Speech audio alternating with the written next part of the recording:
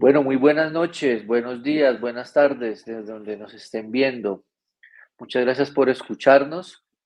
Vamos a iniciar el día de hoy nuestro podcast. Hoy tenemos un tema muy interesante para todos ustedes. El objetivo de este podcast, recuerden, es que tengamos un aprendizaje a nivel tecnológico, a nivel de modelo de negocio, a nivel de estrategia de marketing, a nivel de desarrollo de software y que estemos muy actualizados sobre lo último que está sucediendo, pero también que sepamos de dónde viene esa gran historia, que es la que le vamos a contar el día de hoy. Hoy tenemos un tema súper importante y es algo que sucedió hace un par de semanas a nivel mundial y son los errores cometidos por la empresa Microsoft y lo que está sucediendo actualmente con el CEO, nada más que con el CEO de Telegram. Para eso tenemos un gran invitado, tenemos al ingeniero Mauricio Ruiz, quien nos acompaña en esta sesión de podcast ayudándonos a entender un poco más acerca de esos temas tecnológicos tan importantes, tanto en la vida personal como profesional. Entonces, le doy la bienvenida, ingeniero Mauricio, ¿cómo ha estado? Ingeniero Oscar, muy bien, muchas gracias. Encantado de estar aquí nuevamente en su programa, pues discutiendo todos estos temas de actualidad que yo sé que son pues bastante relevantes para toda la comunidad pues, de desarrollo, toda la comunidad en general que nos gusta todo el ámbito de la tecnología. Entonces, pues esperamos que sea una conversación bastante chévere, que sea un tema que realmente llame la atención y que pues en este caso podamos hacer algún aporte significativo frente a esta problemática. Bueno, espero que esté preparado porque la verdad, yo sí vine preparado con unas preguntas interesantes. Entonces, pues vamos adelante con la primera pregunta para comenzar a entrar en calor en el tema, con la temática como tal. Ingeniero, esta es una pregunta muy interesante porque está denominada de la siguiente manera. En un mundo donde la nube es sinónimo de fiabilidad, ¿cómo crees que la reciente caída de servicio de Microsoft Azure ha impactado la percepción de confianza en la nube a nivel global? Bueno, aquí hay, yo creo que partir de una premisa es que básicamente sería la gobernanza en la nube. Digamos que si nosotros nos ponemos a analizar, yo tengo, por ejemplo, yo estoy aquí en Colombia, pero yo utilizo una nube que está en Europa. Entonces, en principio yo podría pensar, oiga, esos datos, ¿de quién son? ¿Son míos por estar aquí en Colombia o son, digamos, en el país de Europa donde está alojado los servidores, en donde se está, digamos, procediendo con todo el almacenaje, pues físico? Entendemos que la nube es un concepto, pero es un concepto abstracto, pero finalmente radica en servidores que están en un sitio, obviamente debidamente protegido, es lo que nos dicen, ¿cierto? Debidamente protegido frente a ataques terroristas, frente a todo tipo de situaciones como cortes de luz, etcétera. Entonces, digamos que ahí partimos de un primer tema que sería la gobernanza, es decir, de quién es la responsabilidad en ese caso frente a esa información, porque es que en la nube, lastimosamente, a veces se puede perder un poco el tema de, oiga, hasta dónde, quién gobierna esos datos, o sea, digamos, en un momento dado se presentará alguna situación en particular, quién verdaderamente es el dueño de los datos, porque yo estoy haciendo, me estoy usufructuando de esos recursos que están en ese momento en Europa, pero el que los está consumiendo soy yo. Entonces, digamos, ahí hay un primer tema importante sobre la data que está en este momento consignada en la nube. Ahora bien, con respecto al tema de la confiabilidad que tenemos y frente a lo que sucedió en este caso de CrowdStrike, pues digamos que hay un tema crítico, hay un tema, digamos, de pérdida de percepción de confianza, porque toda la vida pues nos han enseñado o toda la vida nos han vendido la idea de que la nube es lo mejor. Nótese la campaña publicitaria tan grande que se empezó a gestar en el sentido de, oiga, todas las empresas tienen que migrar a la nube, todos sus recursos tienen que empezar a la nube, digamos, empezó a crear todo el tema de IaaS, o sea, todo el tema de infraestructura como servicio, desarrollo como servicio, etcétera. Entonces, por eso hoy en día todo casi que está gestionado en la nube. Por ejemplo, en los desarrollos DevOps, que automáticamente todo se genera, ¿cierto? Directamente para poder ser escalable directamente en la nube.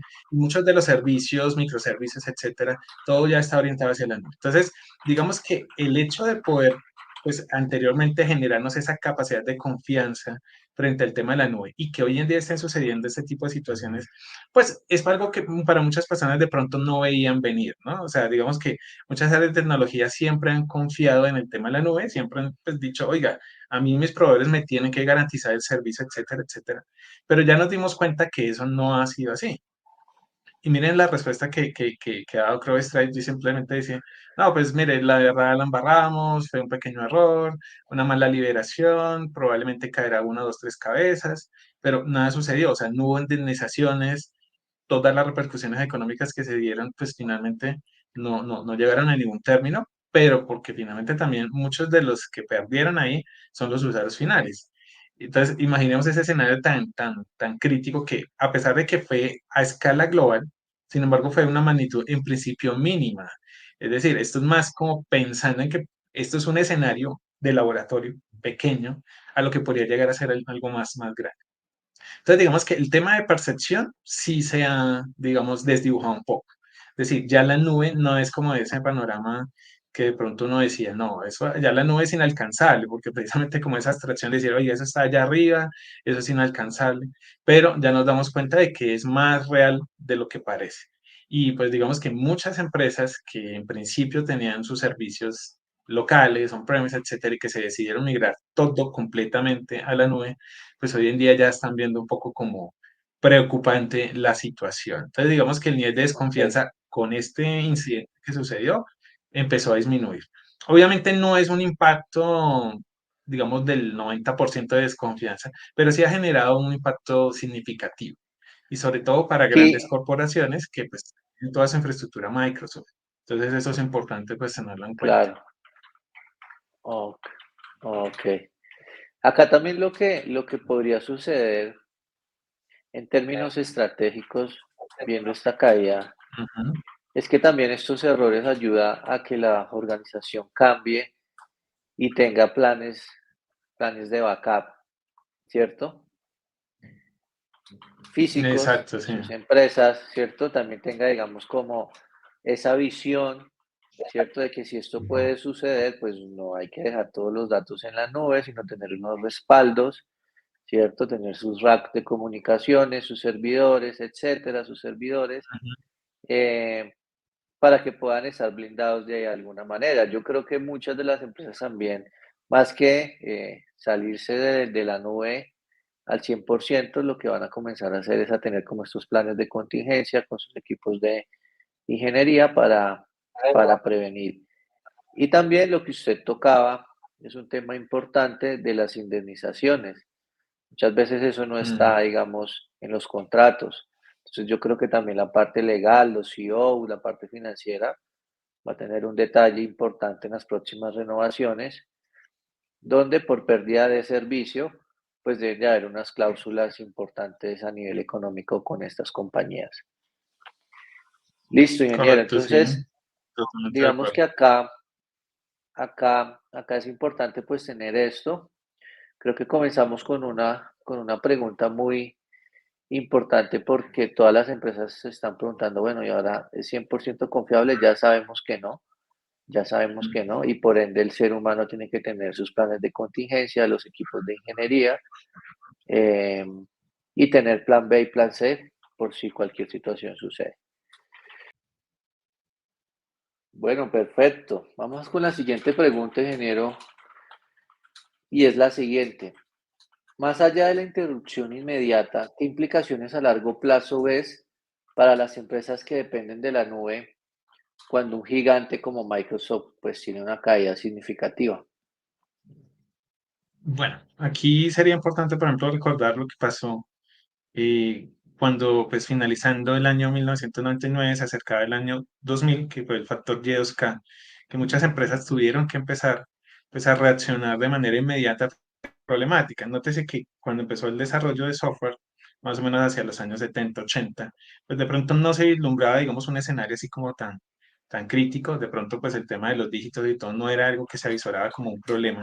Pues, sin embargo, cuando ya estábamos llegando hacia esas fechas fue cuando empezaron pues, a identificar pues esa serie de problemáticas y les tocó entrar, digamos, a actuar inmediatamente. Digamos que se logró, no fue tan catastrófico como de pronto se proyectaba en un momento dado, pero ahora que tenemos la oportunidad de, con tiempo y estas señales de alerta, que pues en este caso le sucedió a Microsoft y a otro tipo de empresas que ya pues nos dimos cuenta en algunos meses anteriores, aquí en Colombia pues ha sucedido en entidades gubernamentales y que dependen de estas infraestructuras tecnológicas. Entonces, con esta señal de alerta que tempranamente pues estamos descubriendo, pues digamos que tenemos que tomar medidas, ¿no? Entonces, digamos que lo que se tiene que hacer es que se tiene que proyectar, no sé, 10, 20 años en que esta infraestructura probablemente tal vez cambie nuevamente de paradigma, pueda cambiar de modelo. Pero sin embargo, mientras eso sucede y estamos adecuados en este enfoque de la nube, pues tenemos que prepararnos. Entonces, lo que tienen que hacer las organizaciones hoy en día es prepararse para ante un posible escenario catastrófico. Un escenario catastrófico que podría ser hasta índole bíblica. ¿En qué sentido? Probablemente nos podamos quedar sin internet, podamos llegar a un tema de sin el funcionamiento de los dispositivos, nos quedemos sin sistemas operativos, todo tipo de aplicaciones. Entendamos que, por ejemplo, que falle la banca, ¿cierto? Que falle, por ejemplo, nuestros dispositivos móviles donde hacemos operaciones día a día, que fallan hasta las mismas redes sociales. Todo eso puede generar un caos. Entonces, ese mismo caos ocasionado por esa falta de infraestructura puede ocasionar digamos, una degradación de la humanidad en el sentido de que la devuelva a la edad de piedra. Entonces, tenemos que tener cuidado con esas situaciones. Pueden ser inevitables, pueden ser de factores de contratos. Entonces, Microsoft, pues obviamente es el gigante, es porque es el más masivo que tenemos a nivel mundial en temas de tecnología, en temas de infraestructura como servicio, pero también hay diversas organizaciones que también pueden llegar a presentar esta misma situación. Entonces, es importante que las organizaciones empiecen a tomar conciencia, no vean esto como una situación que se puede presentar simplemente en cuestión de 2 años, puede ser que se presente a más largo plazo. Recordemos que el Foro Económico Mundial lo ha venido, digamos, transmitiendo. Esto puede entrar un poco como entre la teoría conspirativa y la teoría realista, de que el tema de la tecnológica es susceptible a cualquier tipo de fallos. ¿Sí? No podemos garantizar 100% de efectividad de los servicios, eso es prácticamente imposible, nadie le puede garantizar ese tipo de situaciones, pero sí por lo menos prever un poco y no tener una dependencia total, netamente, del tema de tecnología. Por eso hay muchas empresas que a pesar de eso cuentan todavía con los recursos de cintas en backup, cuenta con otro tipo de aseguramiento, que si en el momento que se presentara este tipo de situaciones donde no exista la nube, donde no existe ese acceso a este tipo de tecnologías, al menos tienen un pequeño proceso de respaldo. Ok. Yo también creo que hay un impacto económico fuerte.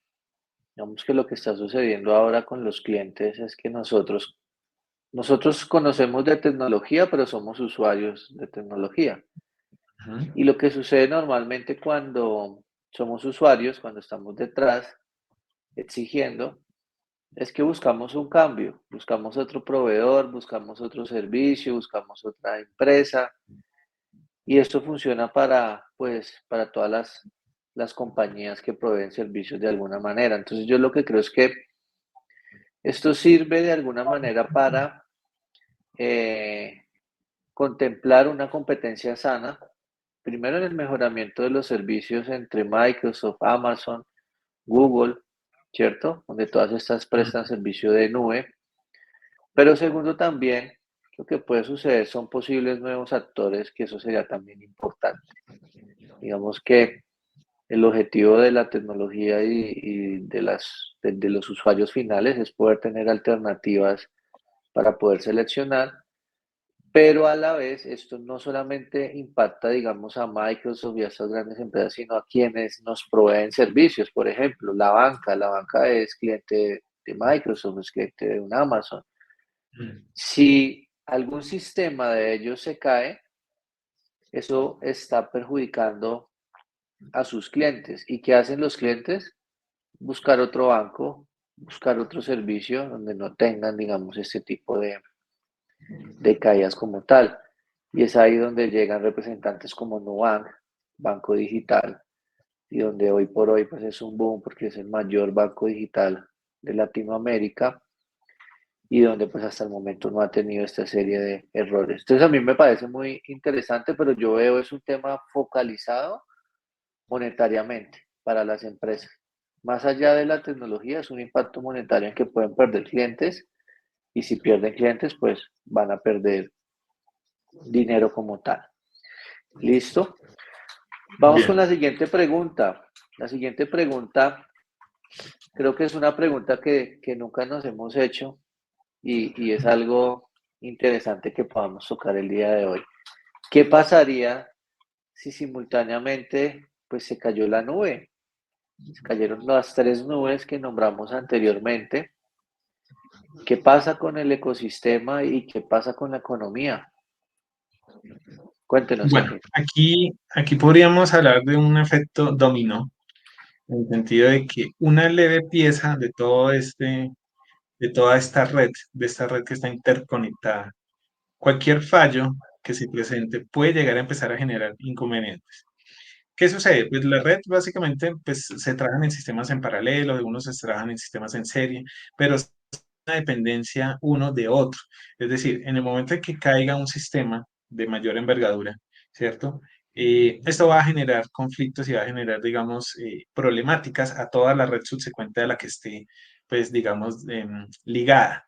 Entonces, ese esquema digamos, de red pues nos puede empezar a generar un efecto dominó de manera inmediata. Entonces recordemos, por ejemplo, lo que pasó, por ejemplo, con CrowdStrike. Digamos, un pequeño fallo, o digamos, una simplemente mala publicación de un pequeño archivo a nivel del tema de seguridad, ¿cierto? Que ellos pues están, supuestamente es lo que es la versión oficial que nos venden, ese pequeño archivo desencadenó toda esta serie de situaciones que se presentaron a nivel mundial. Mira, y aeropuertos, la banca, otro tipo de organizaciones, problemáticamente, por ejemplo, en temas hospitalarios, eso sería un tema muy crítico.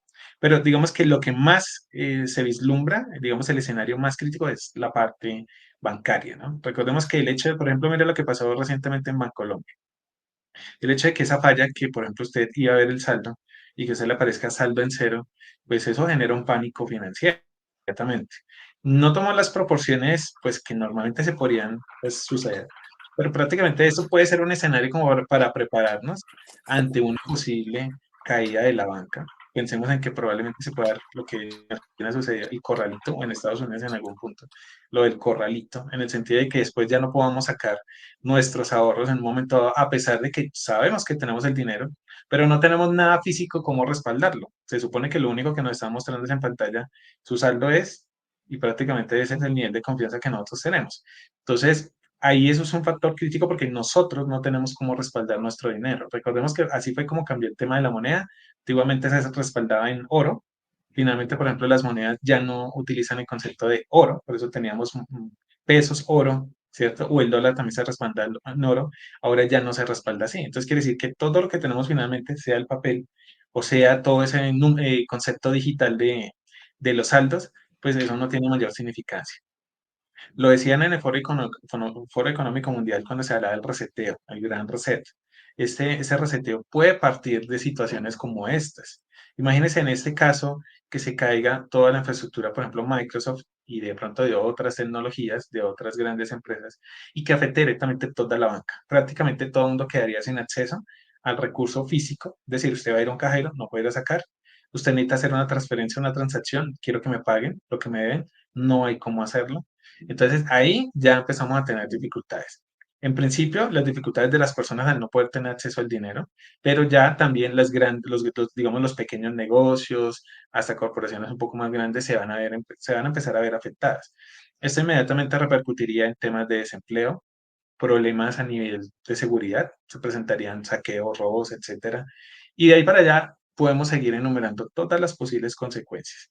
Esto, como les decía, puede llevarnos a panoramas catastróficos, casi que bíblicos. Esperaríamos que no se dé una situación así, pero sin embargo ya sabemos, y lo vemos en lo que siempre pues, nos indican estos foros, es que todo lo que se nombra allí puede ser muy susceptible, ¿no? Nos lo decían, por ejemplo, en el tema de la pandemia, y nótese que ahí pues nos metieron en ese tema y ahora nos están indicando que puede haber un tema económico, un gran reset, y ahí también vamos en esa línea. Entonces, tenemos que estar preparados porque todo lo que ha pasado desde el punto de vista tecnológico fue posible, pero también puede ser algo, pues de pronto que nos estén orientando hacia allá. Entonces, tenemos que estar bastante preparados, no tener toda esa dependencia necesariamente del tema de la nube. En nuestro caso, todas las personas que somos del ámbito tecnológico, pues somos los que más tenemos que estar preparados frente a ello. De pronto para otro tipo de personas, de cargos, etcétera, tal vez no les afecte tanto, pero finalmente a cada uno de nosotros ha tenido contacto con la tecnología y casi que se ha generado esa dependencia total. Pero en el ámbito tecnológico es muchísimo más grande, pues digamos, esta situación. Pensemos en que nosotros no podemos subir cambios en un repositorio, no podamos versionar, no podamos liberar los cambios en producción. Entonces prácticamente se acaba nuestro quehacer diario, ¿cierto? Entonces ahí tenemos que tener bastante, pues digamos, bastante enfoque sobre lo que puede llegar a ocurrir en este tipo de situaciones. Listo, perfecto. Y ya nuestra última pregunta, y es algo que, pues, que está de moda en este momento.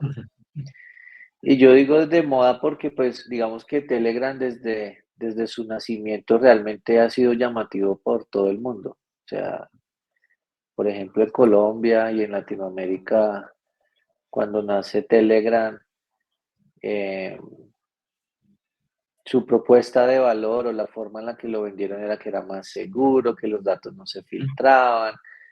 Entonces, de alguna manera, volvemos a tocar el tema de confiabilidad, de seguridad, etcétera. Pero lo que estamos viendo al día de hoy es que al CEO de Telegram eh, le dan orden de captura en otro país y, y pues ponen un poco contra la pared la plataforma, ¿cierto? El software, y comienzan los debates de delitos que se han desarrollado a través de esta plataforma, de por qué el CEO no quiere dar estos datos.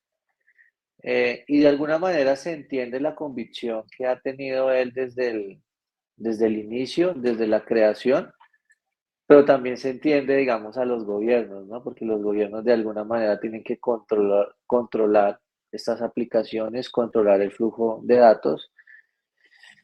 Y pues esa es la pregunta, ¿qué piensa usted de esta gran captura? ¿Qué piensa usted de la plataforma? ¿Está de acuerdo? ¿No está de acuerdo? ¿Qué mejoras cree que debería hacer en este momento el CEO de Telegram como para salir bien librado y que este ecosistema digital que él ha desarrollado como fundador siga creciendo? Bueno, pues digamos que lo que sucedió, pues en este caso con el sitio de Telegram, pues digamos que puede haber sido hasta tardío, ¿cierto? Esta situación que se presentó, porque esto hubiera podido ser evitable desde hace bastante tiempo. Pero entonces vamos a poner un poco más en contexto, pues digamos como toda la situación en la que se está presentando, pues esta captura. Digamos que a él se le acusa, pues obviamente de no haber hecho censura de todo lo que pues concierne a temas delictivos y todo lo que sucede directamente en su plataforma. Esto podría llevarse, digamos, como el ejemplo de, oiga, yo soy el dueño de una multinacional, voy a poner un caso, por ejemplo, Coca-Cola, y yo, digamos, no saber exactamente que alguno de mis empleados esté, por ejemplo, añadiendo algunas sustancias, elementos en algunas de las botellas, ¿sí? Entonces, digamos que hay elementos internos que suceden, no necesariamente el gran responsable debe ser directamente el CEO. Sí deben existir responsables y sí se deben establecer, digamos, reglas un poco más fuertes en el tema de la plataforma, pero yo pienso que esto va un poquito más, es más para la censura. Digamos que aquí lo que se quiere es como buscar un chivo expiatorio, aquí lo que se quiere hacer es como buscar algún tema relevante sobre el cual se pueda de pronto entrar a actuar sobre la plataforma para que finalmente pues se pueda empezar a censurar. Recordemos que en esta plataforma, al estar tan abierta, después de todo lo que sucedió con WhatsApp, cuando muchos usuarios pues empezaron a trasladarse de WhatsApp a Telegram, empezaron a de sus canales y el hecho de que yo pueda elaborar pues muchos temas en Telegram, ¿cierto? Puede hacer transmisiones en vivo, enviar todo tipo de audios, el no contar de pronto con una censura tan explícita como si de pronto sucede, por ejemplo, en la parte, por ejemplo, de redes sociales, o sobre todo en Facebook. Entonces, digamos que eso abrió el panorama para que esta plataforma creciera bastante. Obviamente, llegar a censurar todo tipo de elementos es complejo. Sí es necesario, pero hasta cierto grado. Lo que pasa es que aquí yo pienso que es un poco más una persecución más de índole política. Recordemos que pues en este caso él es ruso, él también pues está huyendo directamente de Rusia, o sea, quiere decir que no es que sea directamente afectivo digamos, de Rusia o de Putin, pero sí se presenta, digamos, como tal este caso muy conveniente, que estamos próximos a temas de elecciones en Estados Unidos. Entonces, pues ahí puede haber un tema de trasfondo sobre esta captura. Digamos que aquí el panorama que se empieza a vislumbrar es que si no se aplica la censura, digamos, en este momento, pueden acarrear consecuencias como las que le sucedió acá. Ya están empezando, pues, a informar que hasta Elon Musk puede llegar a ser sujeto, digamos, de pronto de algún tipo de arresto por no censurar directamente sobre plataforma X. Entonces, esto también, digamos, es una señal que mandan de alerta para todas las diversas redes sociales o plataformas que son más de tipo libre, ¿cierto? Que no controlan o no censuran tan directamente. Si esto fuera así, pues ¿por qué no se censura, por ejemplo, todo el tema de la edit web, ¿cierto? Que ahí sí realmente es un poco más crítico el tema Claro. de explotación, de temas, por ejemplo, de violaciones, del tema, por ejemplo, de armas, etcétera. En los grupos sí es cierto, en Telegram se presentan muchas estafas, eso sí es inevitable, pero igualmente sucede en WhatsApp y en WhatsApp pues no se le criminaliza de la misma manera como se está haciendo. Ahora recordemos, por ejemplo, las últimas palabras que indicó Mark Zuckerberg. Él aseguró en una carta que, por ejemplo, el tema que sucedió en las elecciones pasadas de Estados Unidos, él sí generó un tema de censura, específicamente hacia la campaña de Donald Trump. O sea, todo lo que sucedió, digamos, después de la pandemia, también ahí se aplicó un tema de censura, digamos que promovido un poquito más por el tema de Biden. Entonces, pues aquí vemos que ellos destapan como sus cartas. Yo creo que Mark Zuckerberg es más tratando de defenderse un poquito con sus usuarios, tratando de ver que realmente no está tan a favor de ese tema de la censura, que lo hace pues un poco más siendo influenciados por la política estadounidense. Pero sin embargo, pues bueno, no va a suceder nada con él, o sea, definitivamente con él, pues es un consentido más entonces, de pronto con Elon Musk puede llegar a tener alguna que otra repercusión, pero pues digamos que se veía más fácil poder actuar directamente con el CIE de Telegram. Lo que yo pienso es que finalmente puede haber un proceso de intervención sobre la plataforma. Esto va a acarrear pues obviamente que muchas personas tengan que empezar a buscar plataformas secundarias para empezar pues obviamente a dar continuidad a lo que vienen haciendo. Pues hay muchos canales que hablan de temas pues que no son tan afines al tema Estado, ¿cierto? O sea, que no son tan afines a los gobiernos. Entonces, pues finalmente los usuarios son los que toman la decisión de a qué plataforma pues se quiere ir. De pronto en algún momento de Edward Ok. Snowden nos recomendó usar Signal y pues puede ser una muy buena opción, pero pues digamos que no es tan conocida. Tal vez finalmente de pronto esto que sucedió con Telegram haga que las personas finalmente de pronto puedan orientarse hacia ese tipo de plataformas. Claro, igual eso fue lo que sucedió en un momento con WhatsApp, ¿no? Cuando comenzó, digamos, Ujú. con muchas caídas simultáneas, el voz a voz de Telegram fue el que también le dio un crecimiento pues importante, más las funcionalidades que tenía, que eran más avanzadas, y este tipo de tecnología que ellos usan. Bueno, ingeniero, con esto entonces damos finalización a un episodio más en Ujú. Ingeniosos Web. Muchas gracias por su tiempo. Y pues a todos nuestros usuarios vamos a estar dejando contenido de valor semana tras semana, tocando temas de interés, de actualidad, pero tengan cuidado con esto porque van a ser temas tecnológicos, van a ser temas de modelo de negocio, van a ser temas de marketing, van a ser temas de desarrollo de software, que es todo lo que nos compete, digamos, en la actualidad conocer. Y también, ¿por qué no? Temas financieros donde podamos hablar de blockchain, podamos hablar de la bolsa, podamos hablar de ciertos temas de interés para toda la comunidad. Un abrazo y muchas gracias. Que estén muy bien. Muchas gracias.